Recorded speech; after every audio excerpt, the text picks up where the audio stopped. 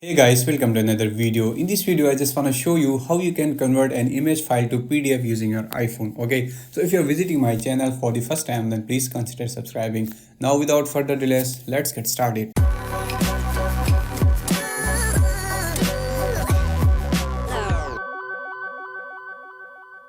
So first of all, you can just go to the gallery of your iPhone, and here you have to select the pictures which you want to convert to PDF. Okay, so let's say that I just want to convert these pictures to PDF. These are actually the thumbnails of my YouTube videos. Okay, so first of all, I will just select all these pictures, and in the next step I will just click on this share.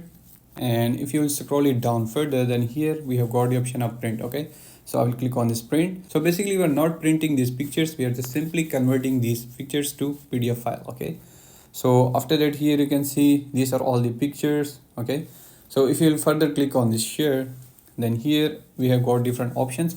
So here you have to select this save to files. Okay, so just click here, and here either you can create a new folder or you can just save your PDF file within an existing folder. Okay, so I will quickly create a new folder. So I'll just write it as my PDF files. Okay, so it's done, and now in the last step I will click on this save.